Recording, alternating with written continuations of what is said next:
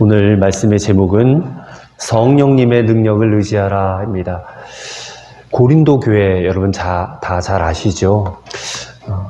어떻게 보면 사도 바울이 개척한 교회 중에서 가장 문제가 많았던 교회. 그러니까 온갖 교회 안에서 벌어질 수 있는 문제 종합 선물 세터 같은 그런 교회가 고린도 교회였습니다.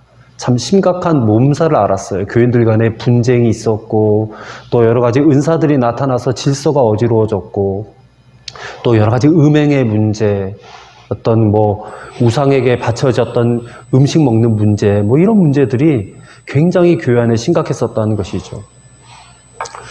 근데 그것은 어찌 보면 고린도라는 지역이 갖고 있는 그런 어떤 문화의 영향도 많이 받았던 것 같아요. 당시 사회적으로 고린도 지역은 도덕적 타락이 굉장히 심각했었다고 합니다. 또 각종 우상 숭배도 만연했던, 왜냐면 항구 도시이기 때문에 그런 우상 숭배가 굉장히 많을 수밖에 없는 지역이에요.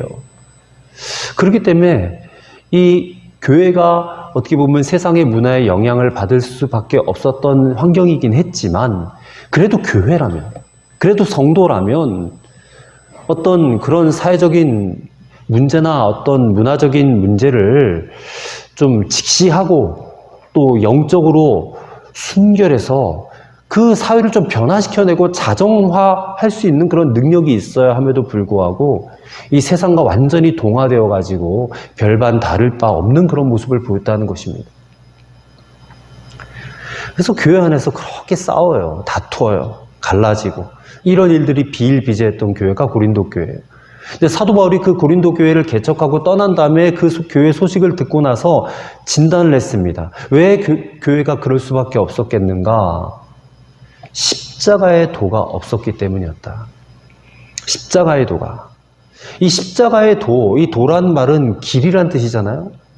그리고 헬라어로 보니까 로고스라고 돼 있더라고요. 로고스. 그러니까 말씀. 그리고 복음을 말하는 것입니다. 십자가의 복음을 말하는 것이죠. 그러니까 십자가의 도는 한마디로 십자가의 복음을 말하는데 그 복음이 없어서 교회에 그런 문제가 생겼다. 그러면서 고린도전서 1장에 보면 이 십자가의 도에 대해서 바울이 세 가지로 설명을 하는데, 첫째는 이 복음은 구원받은 자답게 살아가게 하는 능력이 된다고 그랬어요. 이 복음은 하나님의 능력이 된다고 그랬어요. 근데 그 능력은 어떤 강력한 능력이 아니라 아주 사람들이 보기엔 약한 능력이라는 거예요. 이 십자가의 복음은 약한 능력이다. 하지만 약하기 때문에 오히려 인간을 통해서 강하게 드러나는 능력이 된다. 이제 그런 어떤 역설적인 말씀을 고린도전서 1장에서 하고 있어요. 근데 오늘 2장 말씀을 읽었는데 2장은 이 십자가의 도가, 이 복음이 어떻게 나타나느냐면 성령님의 능력으로 나타난다라고 설명을 하고 있어요. 성령님의 능력. 그래서 저는 오늘 말씀의 제목을 이 성령님의 능력을 의지해서 살아가보자, 그런 말씀을 전하고자 하는 것입니다. 바울 역시도 고린도에서 사역을 할 때에 이 성령님의 능력으로 하려고 했음을 오늘 말씀을 통해서 보게 돼요. 이 성령님의 능력은 어떻게 받는 것인가? 여러분, 성령님은 우리 마음에 임하신 하나님의 영이십니다. 그리고 하나님의 영이 우리의 마음에 임했다는 것은 말할 수 없는 축복입니다. 우리에게는. 왜 축복이냐? 우리의 마음이 완전히 달라지기 때문에 그래요.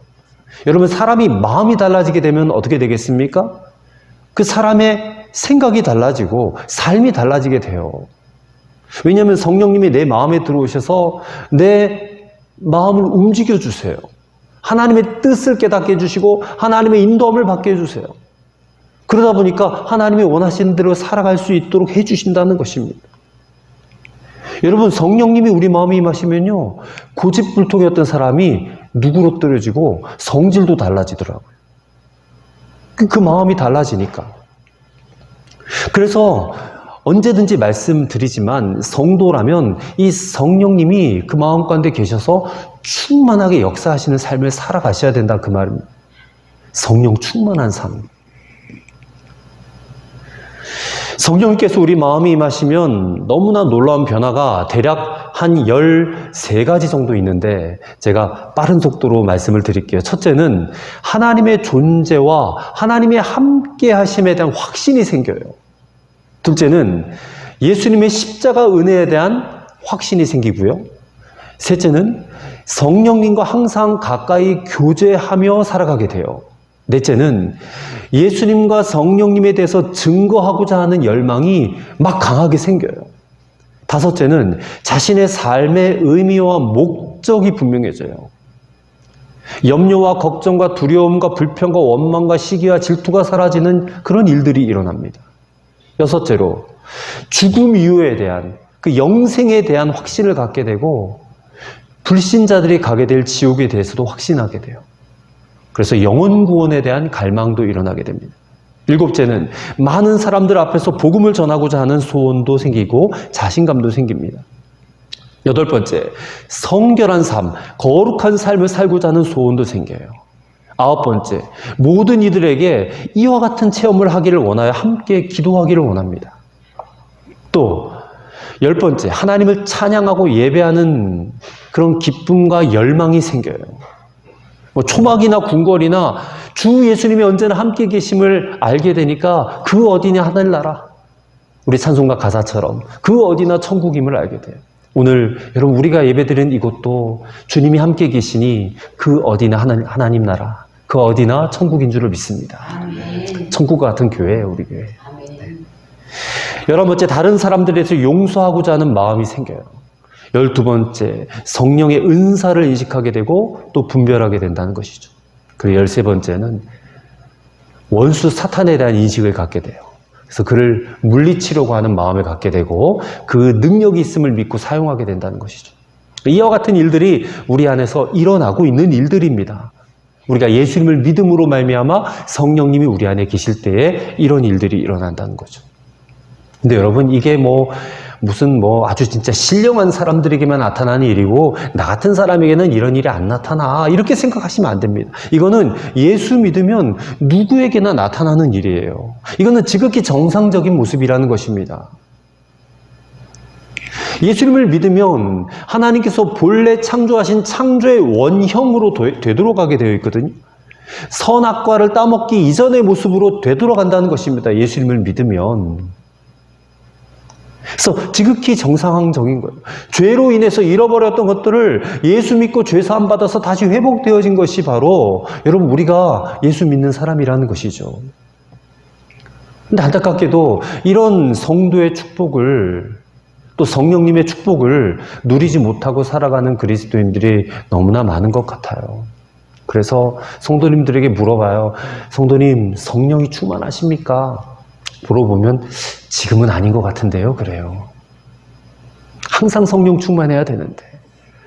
그래서 저는 오늘 참 무덥잖아요. 후덥지근한 이 시대를, 세월을 살고 있지만 저와 여러분이 그 무엇보다 영적으로 활짝 열려져서 이 성령의 충만함을 받으시고 또 이 성령님의 능력으로 행하시고 살아가시는 저와 여러분들이 되시기를 먼저 주의 이름으로 축원합니다. 우리가 이 세상에 대하여서 능력 있는 삶을 살아가야 되지 않겠습니까? 영향력 있는 삶을 살아가야 되지 않겠습니까? 근데 그런 삶을 살 수 있는 능력은 우리의 무슨 재주나 경험이 아니라 오직 성령님의 능력을 의지할 때 가능하다는 사실을 꼭 기억하시는 여러분과 저가 되기를 바랍니다. 그래서 그 첫째로 성령님은 우리로 하여금 영적인 일을 잘 감당하도록 만들어 주신다라는 것입니다. 여러분, 우리는 종종 이런 의문을 갖습니다. 저 사람이나 나나 똑같이 기도하는데 왜 저 사람은 하나님을 만나고 응답도 받고 또 저렇게 복도 받고 잘 사는데 왜 나는 그러지 못할까? 왜 똑같이 예배 드리는데 똑같이 신앙생활 하는데 어떤 사람은 능력 있는 삶, 영향력 있는 삶을 사는데 왜 어떤 사람은 늘 넘어지고 무기력한 삶을 살아가는가? 목사도요? 똑같이 목회하는데 어떤 사람은 자신만만하고 당당하게 행복한 목회를 하는데 또 어떤 사람은 이렇게 실패하고 불행한 목회를 할까? 그래서 나름대로 진단을 내려요. 그는 지식이 부족하기 때문이야. 또 아는 것이 힘이다. 그래서 아는 것이 많으면 능력 있는 사람이 되겠는데 아는 것이 부족해서 그래. 또 어떤 이는 경험이 부족해서 그래. 건강이 부족해서 그래. 가정 환경이 그냥 뒷받침되어지지 않아서 그래. 이렇게 말해요. 가정이 너무 어려워서 가족들이 도와주지 않아서 실패할 수밖에 없다라고 생각해. 돈이 힘이라고 하는데 돈이 없어서 아무 일도 못한다. 또 그렇게 말하기도 합니다. 하지만 여러분, 그런 것들이 정말 영향을 미칠까요? 지식이나 돈이나 경험이나 무슨 넉넉한 가정 형편이나 환경 따위는 여러분 신앙생활의 승리와 또 능력 있는 삶과는 아무런 관계가 없다는 것을 아셔야 됩니다.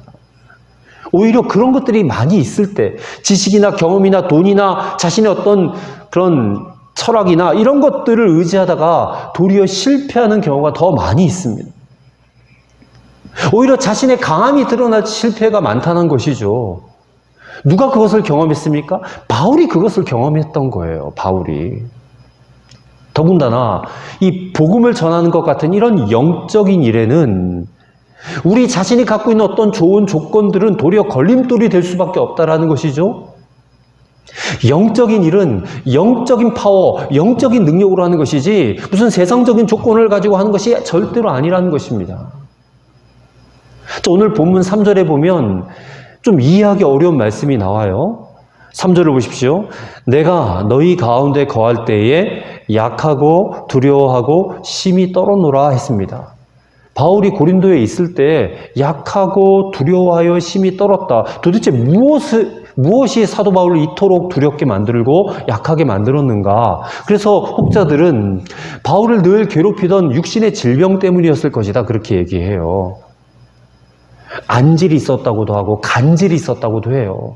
또 그의 못생긴 외모 때문이었을 것이다 라고도 얘기를 합니다. 외모의 컴플렉스. 또 이 사람이요, 글은 참 잘 쓰는데 말은 어눌했대요. 설교를 잘 못했답니다. 그래서 말에 이게 참 그게 없으니까, 능력이 없으니까 이게 또 그것이 두려운 조건이 되었다는 것이죠. 아니면 고린도라는 그 도시가 주는 그런 위용의 위압감을 느껴서 주눅이 들어서 그랬을 것이다. 그렇게도 말을 합니다. 근데 이런 모든 진단들이요, 다 쓸데없는 추측들입니다. 바울이 두려워하고 심히 떨었던 진짜 이유가 뭐냐면 아덴에서의 실패 때문입니다. 아덴. 사도행전 17장에 가보면 사도 바울이 아덴에서 복음을 전해요. 그게 이제 2차 전도 여행 중인데 이 아덴은 지금도 뭐 그리스의 수도잖아요. 아테네가. 헬라의 수도 아덴에서 전도를 했어요. 근데 이 아테네는 소크라테스, 플라톤, 아리스토텔레스와 같은 이런 철학의 거장들이 활동했던 그런 헬라 철학의 본고장이었어요. 근데 바울이 그곳에 도착하고 보니까 이 바울에게 철학적 끼가 발동한 거예요. 철학적 끼가. 사도 바울은 우리가 알다시피 유대 종교뿐만 아니라 로마 시민권을 가지고 또 헬라 철학에도 능통했던 사람이에요. 그래서 아덴에 도착해 보니까 이 철학의 도시, 지식이 넘치는 이 도시에서 이들에게도 철학적 방법으로 전도를 해야 되겠다라고 생각을 한 겁니다. 그래서 그 사람들과 철학을 가지고 논쟁을 하기 시작한 거예요. 또 변론을 하기 시작한 겁니다. 말싸움을 하게 된 거예요. 그래서 그 사람들에게 보기 좋게 승리하기도 했어요. 근데 이게 웬일입니까? 전도가 한 명도 안 되는 거예요. 전도가 안 돼요. 그래서 유일하게 아덴에서 교회를 세우는 일을 실패하고 맙니다. 다른 곳에서 특별히 에베소처럼 모진 핍박이 있었던 것도 아니에요. 근데 아덴에서 전도에 실패를 한 거예요. 그 이유가 무엇이었는가? 이 철학적 끼가 발동해서 그들과 말싸움을 하는 사이에 그는 십자가 복음의 초점을 잃어버린 것이에요. 자신의 지식이나 철학과 경험을 의지하는 사이에 그는 성령님을 의지하지 않았다는 것입니다. 이게 사도 바울이 아덴에서의 명백한 실패의 원인이 되었다라는 것이죠. 그는 자신의 강함을 의지했다는 겁니다. 그렇다면 여러분, 우리도 능력 있는 삶, 영향력 있는 삶을 살 수 있는 길이 분명해져요. 우리도 우리 자신의 경험과 지식과 능력을 의지하면 안 된단 말입니다. 우리에게 임하신 성령님의 능력을 의지해야지만이 그런 삶을 살게 된다는 것이죠. 그래서 사도 바울이 아데네스의 실패를 통해서 크게 깨달은 바가 있어요. 이 신앙의 신비, 전도의 신비를 깨닫게 되었다는 것입니다. 그리스도인의 참된 힘이 무엇인지를 깨닫게 되었다는 거예요. 그래서 사도 바울이 1절에서 이렇게 선언합니다. 오늘 본문 1절을 보십시오. 형제들아, 내가 너희에게 나아가 하나님의 증거를 전할 때에 말과 지혜에 아름다운 것으로 아니하였나니. 아데네스의 실패를 되풀이하지 않기 위해서 뭐라고 결심하고 있어요? 고린도에 와서는 말과 지혜의 아름다운 것을 사용하지 않겠다. 여기서 중요한 말은 아름다운 것이라는 단어예요. 무엇이 아름답습니까? 말의 아름다운, 막 유능해 보이는 거, 지식적인 거, 굉장히 유창해 보이는 거, 어떤 그런 말의 아름다움, 지혜의 아름다움을 사용하지 않겠다. 왜냐하면 그것은 진정한 능력이 되지 않기 때문에. 그건 진짜 능력이 아니라는 것입니다. 그 아름다운 것이 불신자를 전도해내지 못하더라는 거예요. 어떤 영적인 일을 감당하지 못하더라는 거예요. 말싸움에서, 논쟁에서 이겼다고 그들이 승복하던 것이 아니라는 것입니다. 어떤 달변이나 웅변하는 것이 영혼을 구원하지 못하더라는 거예요. 그것을 알고 그것을 사용하지 않겠다. 그래서 4절에서도 똑같은 결심을 해요. 4절도 보세요. 내 말과 내 전도함이 설득력 있는 지혜의 말로 하지 아니하고 라고 해요. 전도를 비롯해서 모든 영적인 일에 있어서 여러분, 내 말과 내 전도함이 라고 표현되어 있는 이 내 것을 드러내고 내 것을 자랑하고 내게 있는 것들을 다 투입한다고 해서 되어지는 것이 아니라는 것. 그것을 가지고 하면 다 실패할 수밖에 없다라는 것을 바울이 가르쳐주고 있는 것입니다.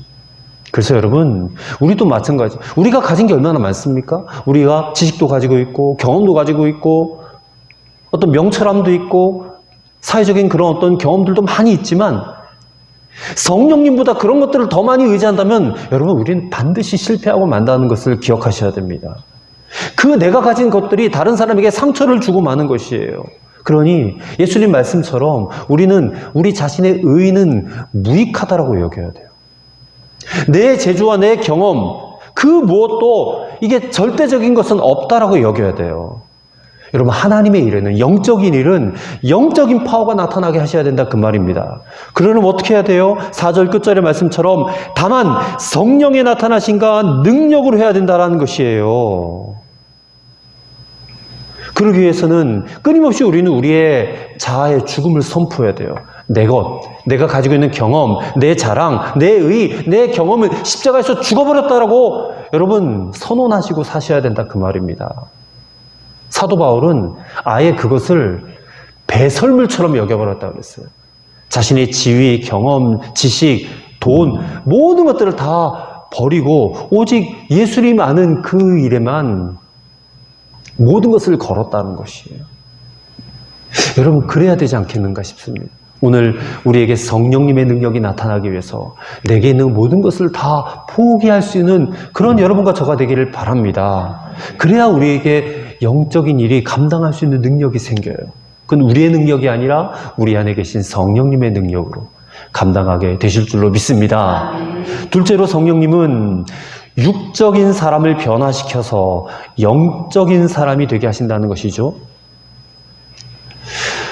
어느 대기업에서 신입사원을 채용하는 그런 특별한 어떤 방법을 사용했는데 어떤 방법이었냐면 이 지원자들을 어느 날에 다 모이게 했습니다. 인터뷰를 할 테니까 다 모여라. 그래서 많은 지원자들이 그 회사 로비에 모였습니다. 근데 그렇게 다 모이게 해놓고서는 1시간 동안 아무런 안내도 해주질 않는 거예요. 그냥 모이라고만 해놓고 거기 있게끔 한 겁니다. 그러다 보니까 여기저기서 막 불평이 터져 나오는 거예요. 아니, 뭐 이런 회사가 다 있냐? 무슨 양해도 없이 이렇게 사람을 기다리게 하냐 하면서 여기저기 막 원망, 불평이 터져 나오기 시작했어요. 근데 어떤 사람들은 아이, 무슨 사정이 있겠지 하면서 또 느긋이 기다리는 사람들도 있었어요. 그래서 한 1시간 정도의 시간이 지난 다음에 이 방송으로 음성이 들려옵니다. 여러분, 수고하셨습니다. 인터뷰 다 끝났습니다. 집으로 돌아가십시오. 채용되신 분은 개별적으로 연락을 드리겠습니다. 이런 안내방송이 나오는 거예요. 여러분, 이 회사가 무슨 인터뷰를 했습니까? 이 CCTV 달아놓고 한 사람 한 사람 행동 거지를 다 녹화를 한 거예요.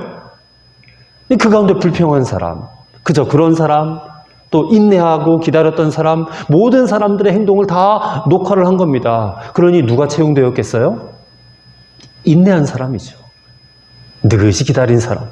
그 사람들이 이 회사에 채용되었다는 것입니다.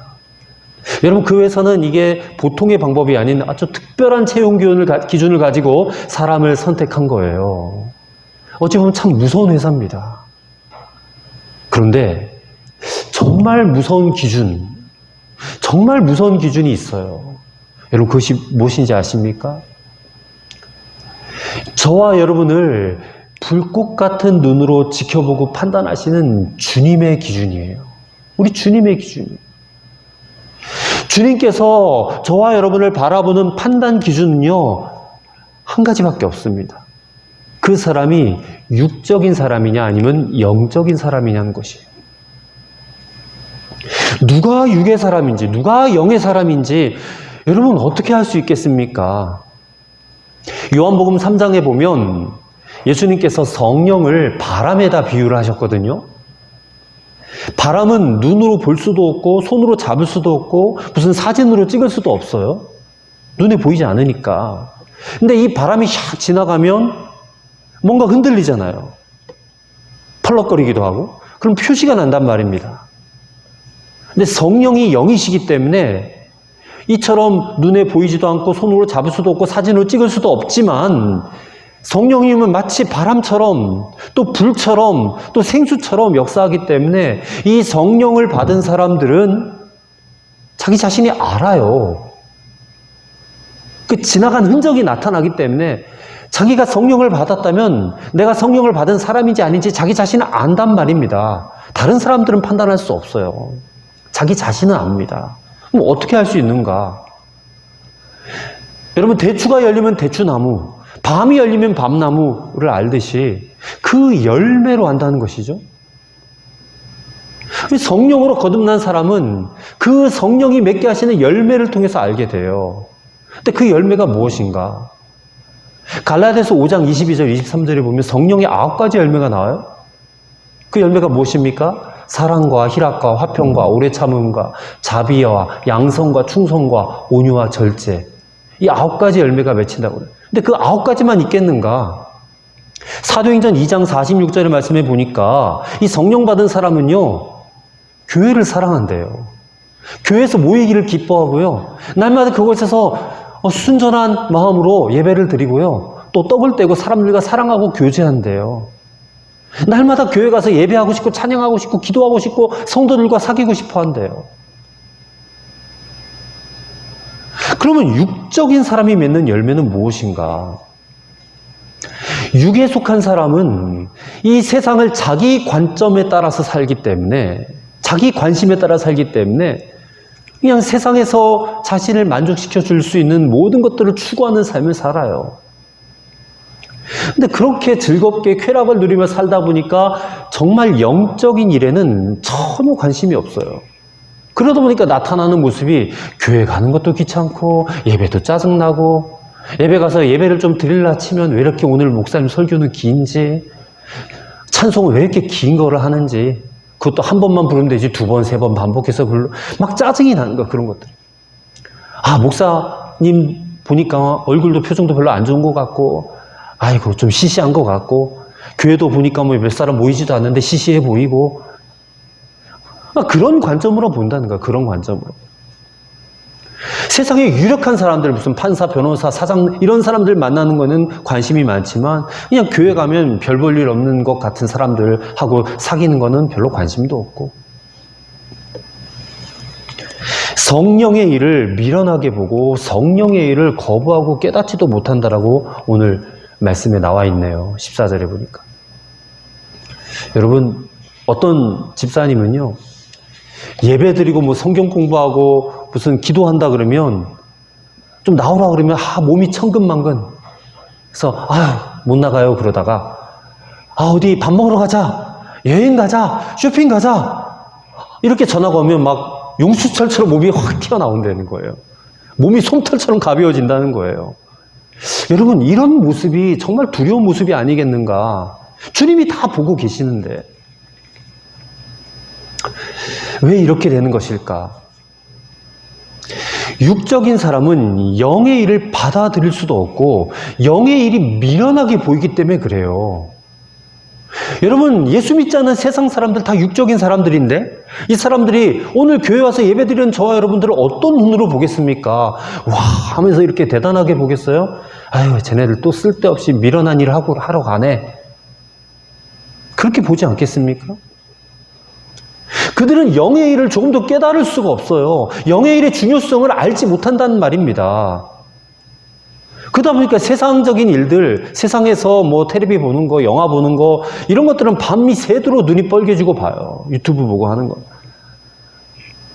근데 뭐 성경 말씀은 눈이 빨개져도 보겠습니까? 한 주간 텔레비전 보는 시간이 평균 20시간이라고 하는데요. 한 주간 동안 1시간도 성경을 읽지 않고 1시간도 기도를 드리지 않는다면 그 사람이 과연 영적인 사람이겠는가? 성도들 가운데도 그런 이들이 많이 있습니다. 그래서 이런 비유를 드는 거죠. 여러분, 저나 여러분이나 이 부분에 대해서 참 자유할 수 있는 사람이 없어요. 그렇다면 우리는 스스로를 판단해야 됩니다. 나는 과연 육적인 사람인가 영적인 사람인가? 다음 제가 서두에 말씀드린 능력 있는 삶, 영향력 있는 삶은 어떤 사람을 통해서 나타나겠습니까? 영적인 사람을 통해서 나타나겠지요. 그래서 저는 오늘 말씀을 전하면서 우리 교회에 또 이 시간 예배 함께 드리시는 저와 여러분에게 주님께서 다시 한번 성령의 뜨거운 불을 붙여주시기를 간절히 기도합니다. 하나님께서 여러분과 저에게 이렇게 말씀하세요. 나를 간절히 찾는 자가 나를 만날 것이라 했습니다. 여러분, 간절하게 주님을 찾아보셨어요? 간절하게 주님을 사모해 보셨어요? 주님은 간절히 나를 찾는 자가 나를 만나게 될 것이다 하셨어요. 예레미야 33장 3절은 이렇게 말씀합니다. 너는 내게 부르짖으라 했어요. 부르짖어야 내가 너에게 응답하겠고 네가 알지 못하는 크고 은밀한 일을 내가 너에게 보이리라 말씀하셨거든요. 오늘 우리의 신앙의 모습이 정말 영적인 일을, 영적인 사람이 되기 위해서 우리가 간절하게 사모하고 갈망하고 정말 주님을 간절히 찾고 기다리는가?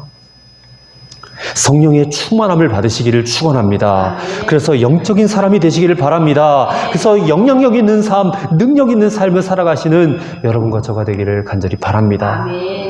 끝으로 성령님은 우리가 그리스도 예수의 마음을 가지게 하신다는 겁니다. 그리스도 예수의 마음을 가지게 하신다는. 아메리카 인디언들 남긴 상형 문자에 보면 그들이 마음을 표현한 것을 도형으로 나타냈는데 어린아이의 마음은 세모로 표시를 했고 어른의 마음은 동그라미로 표현이 되어 있대요. 이게 무슨 말이냐? 어린아이가 죄를 지으면 마음이 많이 아프대요. 왜 그러냐면 마음이 세모로 되어 있기 때문에 이 세모가 회전을 하면서 죄를 짓는 만큼 찌른다는 거, 뾰족한 모서리로 이 마음을 자꾸만 찌르고 긁기 때문에 아이들이 죄를 지으면 마음이 아프다는 거예요. 근데 이 살아가면서 그게 자꾸만 모서리가 점점 닳아져가지고 동그랗게 변하고 그래서 나중에 어른이 되면 이게 무슨 죄를 짓고 잘못을 범해도 아픔을 별로 느끼지 못한다는 거예요. 그게 아메리카 인디안들의 상형 문자에 담긴 의미라고 합니다. 실제로도 어린 아이들의 마음은 작은 일에도 아픔을 느껴요. 그렇게 순수하고 정직했던 삶이 어린아이가 점점점 자라면서 나이가 들면서 이 양심의 가책을 잘 느끼지 못하는 그런 무뎌진 사람으로 변화되는 것을 보게 돼요. 그렇다면 오늘 우리 그리스도인들의 마음은 어떤 모양일까? 그게 참 궁금해요. 저와 여러분의 마음은 세모꼴입니까? 동그라미 꼴입니까? 오늘 사도 바울은 그리스도의 마음을 가지라 그랬습니다. 그리스도의 마음을. 근데 그 마음을 어떻게 가질 수 있는가? 자, 2절의 말씀을 보시면 우리가 세상의 영을 받지 아니하고 오직 하나님께로부터 온 영을 받았으니 그렇게 말씀하고 있어요. 우리가 세상의 영이 아니라 하나님으로부터 온 영, 즉 성령님을 우리가 받아서 그 성령님이 우리 안에 계시고 우리의 마음을 주장하시게 되면 그것이 곧 그리스도의 마음을 가진 자가 되는 것입니다. 그리스도의 마음을 가지면 어떤 은혜가 우리에게 임하는지 오늘 본문은 4가지를 말씀하는데, 첫째로는 12절 끝절의 말씀을 보시면 이는 우리로 하여금 하나님께서 우리에게 은혜로 주시는 것들을 알게 하려 하심이라. 여러분, 우리가 그리스도의 마음을 가지면 하나님의 은혜가 무엇인지를 알게 돼요. 성령님이 우리 안에 계시면, 그리스도의 마음을 가지면 하나님께서 주신 은혜로운 것들이 다 깨달아져요. 저는 저와 여러분이 이 자리에 지금 모여서 예배를 드리는 것도 하나님이 은혜를 주셨기 때문에 예배를 드릴 수 있다고 믿습니다. 그게 아니겠어요? 주님이 은혜를 주시지 않았다면 우리가 지금 이 자리에 있겠습니까? 아니죠. 은혜를 사모하고 갈망하는 마음이 있기 때문에 이 자리에 나온 것 아니겠어요? 그리고 우리의 삶을 쫙 살펴보면 하나님이 우리에게 은혜로 주신 것들이 어마어마하게 많다는 것이 여러분 깨달아지게 될 줄을 믿습니다. 그것이 깨달아지고 기억나고 그래서 감사하게 돼요. 하나님의 은혜가 우리에게 자꾸만 떠오르게 되면 감사하지 않을 수 없다는 것입니다. 이게 우리 안에 계신 성령님이 하시는 일이고 그리스도의 마음을 가진 자의 모습이라는 거죠. 두 번째로는 13절의 말씀인데, 우리가 이것을 말하거니와 사람의 지혜가 가르친 말로 아니하고 오직 성령께서 가르치신 것으로 하니 영적인 일은 영적인 것으로 분별하느니라 했습니다. 자, 영적인 것, 신령한 것을 분별할 수 있게 된다는 것이죠. 여러분, 하나님, 또 하나님의 일은 신령한 마음, 영적인 눈으로만 분별할 수 있고 체험할 수 있어요. 근데 우리가 가진 육적인 눈은 이 세상적인 것들, 무슨 세상 어떤 철학이나 지식이나 물질이나 이런 것들이 더 중요하게 보이지만, 여러분, 영적인 것들, 신령한 지식이 우리에게 임하게 되면 그것이 결국에는 우리를 영적인 것들을 분별하게 만들어요. 그래서 그 신령한 지식이 사람을 만들고 역사도 만들고 가치를 만들어요. 그런데 그리스도의 마음을 가진 사람이 이와 같이 신령한 것들을 분별하게 된다는 거예요. 그것이 더 중요하다는 것을 깨닫게 돼요. 여러분, 오늘 이 주일에 한번 예배 드리는 것이 얼마나 여러분 소중한 일인지 여러분은 믿을 것입니다. 근데 이 능력이 없는 영적인 사람이 아닌 육적인 사람들은 이 가치를 모르죠. 이 소중함을 잘 모른다는 것입니다. 그래서 영적인 것을 잘 분별할 수 있는 능력을 갖게 되는 것이죠. 그 다음에 세 번째는 15절의 말씀입니다. 15절 말씀 보세요. 신령한 자는 모든 것을 판단하나 자기는 아무에게도 판단을 받지 아니하느니라 했습니다. 그래서 판단을 받지 않게 된다는 것이에요. 여러분, 성령을 충만히 받고 말씀이 충만하면 영분별의 판단력을 얻게 돼요. 성령의 은사 가운데 영들 분별함이라는 은사가 있어요. 그게 여기에 해당하는 것입니다. 그러니까 이 사람은요, 타인으로부터 판단을 받지 않게 돼요. 성령의 사람은 항상 분별력 있게 행동을 하기 때문에 남의 눈에 거슬리거나 지탄을 받지 않게 된다, 그 말입니다. 그런 사람들은 하나님께서 인정하시고 또 사람들도 그를 좋아하게 되고 심지어는 사탄도 그를 판단하지 못하게 돼요. 성령님께서 항상 증거하시기 때문에 그래요. 너는 죄사함 받은, 구원받은 하나님의 자녀다. 너는 소망이 있고 너는 영생을 얻은 자다라고 증거하시기 때문에 사탄이 절대로 판단할 수가 없어요, 우리를. 그 다음에 네 번째로는 16절의 말씀입니다. 누가 주의 마음을 알아서 주를 가르치겠느냐? 그러나 우리가 그리스도의 마음을 가졌느니라. 주님의 마음을 가지니까 주님의 마음을 헤아릴 수 있게 된다는 거예요. 헤아릴 수 있게 된다. 그래서 누가 주의 마음을 알아서 주를 가르치겠느냐. 그리스도의 마음을 가진 자들이 주님을 가르칠 수 있다는 것이죠. 내가 하나님의 뜻을 알고 또 그 뜻에 순종하려면 주님의 마음을 알아야 순종할 수가 있어요. 그리스도의 마음을 가진 자라야 하나님의 마음을 헤아리고 하나님을 기쁘시게 할 수 있다, 그 말이에요. 일제강점기 시절의 이야기입니다. 1919년도 평안남도 어느 지방에 일본 헌병대가 기록한 일지에 기록되어져 있는 내용이에요. 3.1운동이 일어난 지 한 달 정도 되었을 때에 한 헌병소장이 그 밑에 부하인 부장을 불러가지고 너 나가서 3.1운동 만세 운동 부른 주동자들 다 체포해와라 그랬대요. 그래서 이 부장이 나가서 한 바퀴 돌고 오는데 누가 만세를 불렀는지 안 불렀는지 알 수가 없어서 지금은 알 수 없습니다 하고 돌아와서 보고를 했다는 거예요. 그러자 그 헌병수장이 이럽니다. 그러면 너 가서 기독교인들을 잡아와라. 그랬더니 이 부장이 아니 기독교인이 누구인지 제가 어떻게 합니까? 일요일은 되어야 알 수 있을 것 같습니다. 답변을 해요. 그러자 이 헌병수장이 아이고 이런 답답한 사람아. 기독교인은 그냥 붙잡고 물어보기만 하면 돼. 내가 기독교인이다라고 말을 할 테니까. 또 그들은 만세를 불렀으면 만세를 불렀다고 말을 할 거야. 그들은 거짓말하지 않는단 말이야. 그래서 일지에 기록하기를 기독교인은 자기 정체성이 분명하고 자기가 만세를 불렀으면 불렀다라고 말한다라고 그 일지에 기록이 되어 있다는 겁니다. 3.1운동 당시에 기독교인들은요, 그렇게 정직했던 사람들이에요. 자기가 붙잡혀가도, 심지어는 목숨을 잃는다 할지라도 자기가 기독교인인 것을 부인하지 않았고 자기가 만세를 불렀던 것을 부인하지 않았다는 거예요. 여러분, 그게 그리스도의 마음을 가진 자의 모습이다라는 것을 말씀을 드리고자 하는 것입니다. 성령님은 우리가 그리스도의 마음을 갖게 하세요.